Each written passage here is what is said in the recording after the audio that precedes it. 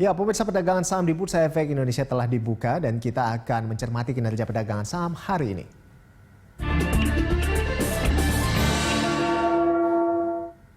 Dan untuk mengetahui pergerakan saham hari ini, kita akan membahasnya bersama analis BNI Sekuritas Maksi Lisya Putra. Iya, Pak Maksi, ini IHSG kemarin ditutup melemah ya. Ini berarti sudah 3 hari perdagangan IHSG terpuruk di zona merah. Nah, pagi ini IHSG sudah dibuka di zona merah dan meninggalkan level 4.900. Bagaimana prediksi Anda untuk IHSG sepanjang hari ini? Akan seperti apa kira-kira, Pak? Ya, terima kasih Mas Rolando. Kita lihat memang saat ini kita kurang sentimen positif ya untuk dapat menggerakkan indeks. Selama ini kan kita lihat sudah banyak yang menggerakkan indeks itu adalah investor retail, tapi nampaknya mereka sudah mulai ini juga ya, mulai kehabisan ya, karena memang indeksnya mengalami penurunan yang cukup dalam 3 hari berturut-turut, bahkan hari ini juga turun lagi. Karena memang hari ini sentimennya cukup negatif nih, terutama dari Dow Jones kemarin yang turunnya hampir 2%, yaitu 1,9%. Karena apa? Karena nampaknya rencana untuk memberi stimulus berikutnya masih agak buntu.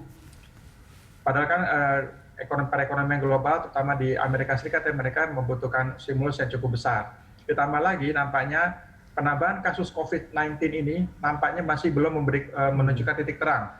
Padahal kita tahu di Wuhan saja mereka sudah aman ya katanya. Tapi ternyata di beberapa negara seperti di Amerika, di Eropa, dan beberapa negara lain di dunia ini masih menunjukkan tren yang terus naik. Ini yang menyebabkan kekhawatiran investor masih cukup tinggi. Karena apa? Karena COVID inilah yang menyebabkan perekonomian global ini mengalami perhambatan, bahkan mengalami pertumbuhan yang negatif. Begitu Mas Rolando. Baik, Pak Maksi, ini kan lalu IHSG ini akan bergerak di level support resistance berapa nih, Pak? Tadinya kita pikir ke 4880 ya, tapi ternyata dibuka sudah turunnya di bawah 4880, jadi mungkin bisa ke arah 4800 sampai 4812 nih Mas Rolando. Resistennya sekitar 4980-an, tapi itu nampaknya masih cukup jauh ya. Baik. Nah, data persediaan minyak mentah Amerika Serikat dari Energy Information Administration ini apakah menjadi katalis positif bagi indeks, Pak? Memang kalau harga minyak saat ini memang cukup ada trennya flat menuju menguat sedikit. Tapi kita lihat nampaknya sekarang investor global lebih melihat ke arah perekonomian global, Mas Rolando. Karena banyaknya perekonomian negara yang mengalami pertumbuhan ekonomi negatif itu memberikan sentimen yang cukup signifikan terhadap kita. Apalagi kita kan terutama di Bursa Efek Indonesia belum ada sentimen positif yang cukup menggerakkan ya. Rupiah masih di sekitar 14.700 sampai 14.800, masih belum menunjukkan penguatan. Makanya terakhir kemarin Bank Indonesia masih mempertahankan 7 days repo rate ya. Meskipun inflasi kita masih rendah, meskipun sebenarnya kita masih ada ruang untuk menurunkan suku bunga, tapi Bank Indonesia melihat dengan kondisi rupiah seperti sekarang ini, kita jangan menurunkan suku bunga dulu.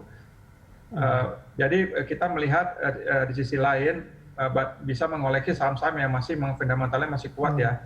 Karena kita lihat sebenarnya meskipun sekarang ini banyak harga saham turun, tapi sebenarnya fundamentalnya masih tidak terlalu terganggu. Seperti mungkin saham-saham perbankan, kita dari BNI Sekuritas memilih Bank Mandiri dan Bank BCA. Lalu juga untuk sektor telekomunikasi kita memilih Telkom.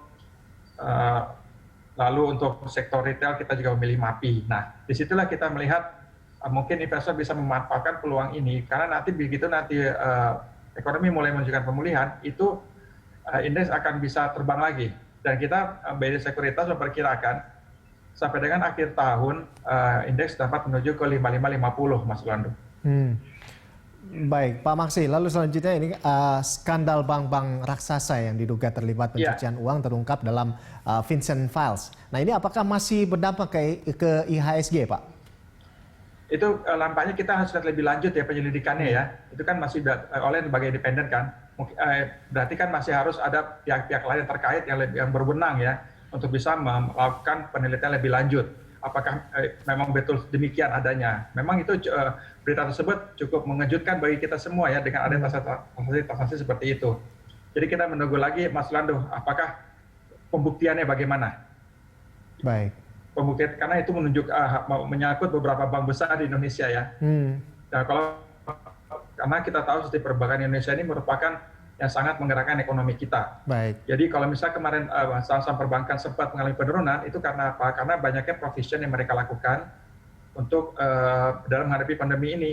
Ya. Kita tahu kalau provisionnya besar, berarti kan laba bersihnya cenderung tertahan ya. Mereka melakukan provision karena apa? Karena banyak debitur yang mengalami kesulitan dalam pembayaran kembali utang mereka. Baik. Terutama karena pandemi COVID-19 ini. Makanya pemerintah terus berupaya agar bagaimana caranya memutus rantai penularan COVID-19 ini. Baik. Seperti di DKI Jakarta, Pak Gubernur Anies sudah melakukan kembali PSBB total ya sejak tanggal 14 September kemarin selama 2 minggu ke depan. Nah ini selanjutnya Pak, kalau rencana lockdown di Eropa, ini apakah memang berdampak juga untuk IHSG? Mungkin ya, tapi tidak terlalu signifikan Mas Rolando. Biasanya kita IHSG itu lebih banyak dari pengaruhnya dari Dow Jones Amerika ataupun beberapa Nasdaq gitu ya, dan juga beberapa bursa regional seperti Nikkei terutama. Eropa mungkin ada pengaruhnya, tapi tidak signifikan dari dua wilayah tersebut ya, dari Amerika dan regional. Karena memang dikhawatirkan apabila mereka bakal lockdown, takutnya itu akan berpengaruh terhadap ekspor kita dan juga akan berpengaruh terhadap perekonomian global. Ya, baik. Hari ini saja juga, maaf saya tambahkan lagi, dampaknya tadi saya belum menambahkan juga bahwa sentimen negatif juga berasal dari bursa regional Mas Rolando. Tadi saya lihat Nikkei juga mengalami penurunan signifikan pada pagi ini. Jadi nampaknya kita untuk hari ini memang relatif akan bergerak melemah. Jadi relatif akan bergerak lemah untuk hari ini ya Pak ya. Baik, iya, betul. Terakhir Pak, ini rekomendasi saham dari Anda Pak Maksi seperti apa? Ya, kalau rekomendasi saham kita ya, kita mungkin untuk sektor telekomunikasi ada Telkom, lalu untuk perbankan kita ada Bank Mandiri dan BCA, sektor plantation kita ada Ali, lalu juga basic industry kita ada SMGR. Itu sih, dan ada apa untuk konsumer kita ada INDF dan YCBP. Baik, terima kasih atas informasinya Pak Maksi, dan terima kasih sudah bergabung di IDX Opening Bell.